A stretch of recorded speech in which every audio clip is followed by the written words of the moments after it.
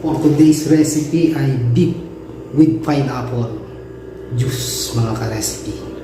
Kaya naman tara na mga ka-recipe at mag-marinate na tayo ng ating beef.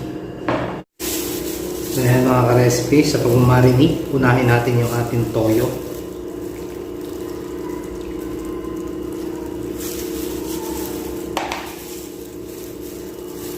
Pamintang buo.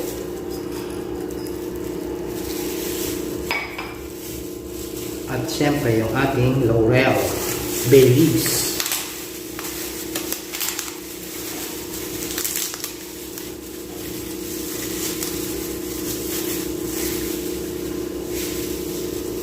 Pineapple juice.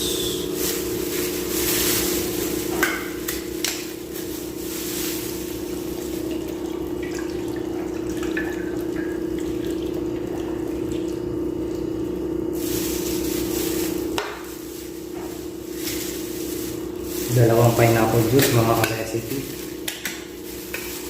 para sa pagpapalambot ng ating carbon baka.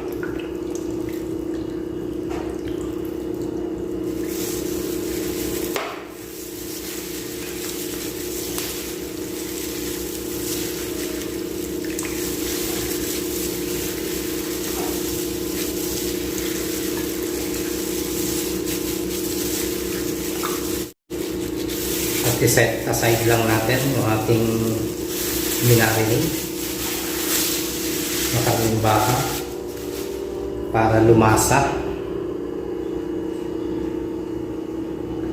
After nga natin marinate yung ating beef ng isang oras, tara, proceed na tayo sa ating paggigisa. Ang butter, mga recipe yung ating gagamitin sa paggigisa.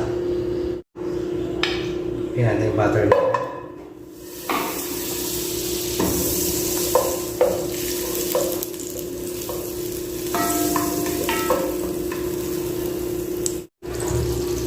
Unahin natin yung ating garlic pag-igisa.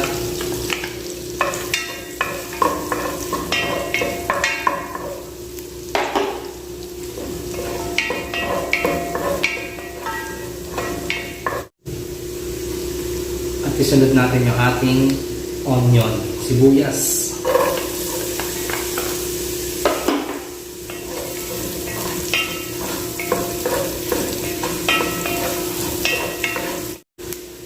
Pag gisang-gisa na mga recipe, pwede na natin ilagay yung ating minarinate na beef.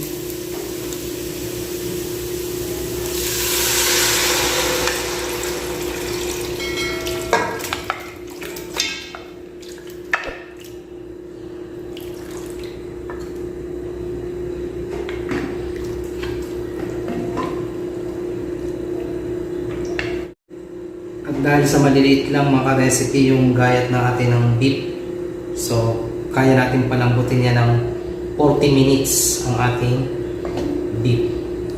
So takluban natin mga ka-recipe.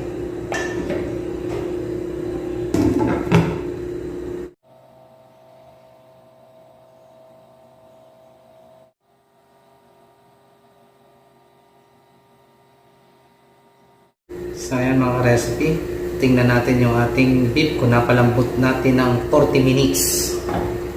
Tusukan lang natin ng tinidor.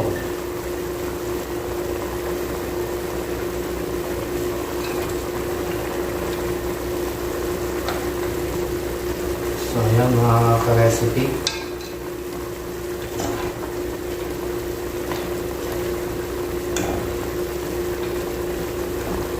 So ibig sabihin malambot na yung ating beef. Lagyan natin ang oyster sauce.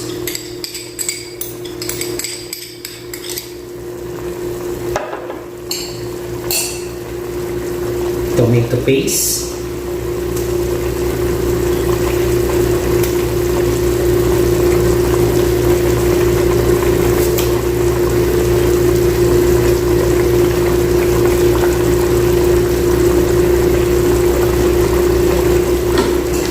Siyempre, patis mga ka-recipe. Naglalagay ako ng patis.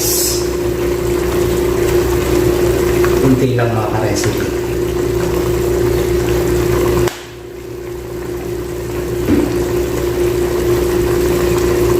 pamintang durog,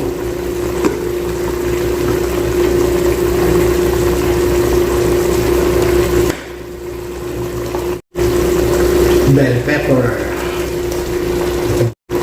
at samahan natin ang 3 pirasong sili.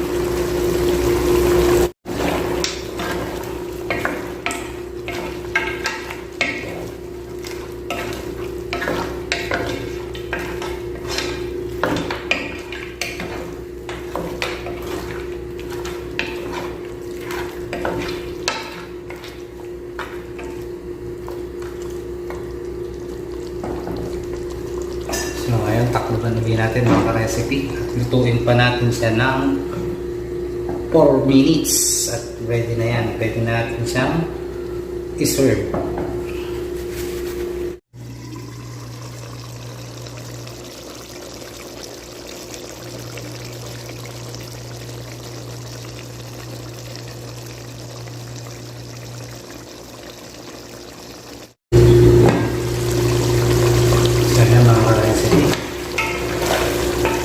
Nalulot na yung kanyang sauce.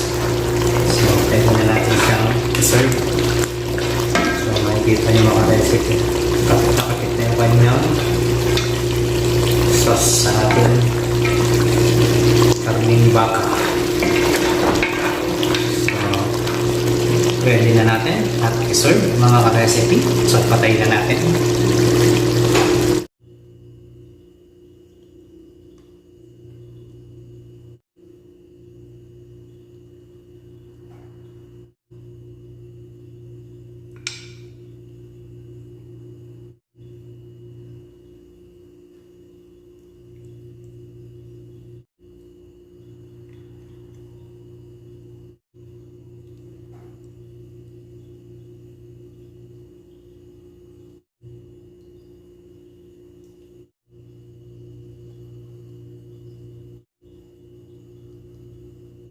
At kung nagustuhan niyo ang ating recipe for today, don't forget to like, share, and comment. Siyempre, subscribe niyo na rin at pindutin niyo ang bell button para lagi kayong updated sa aking mga ina-upload na bagong video.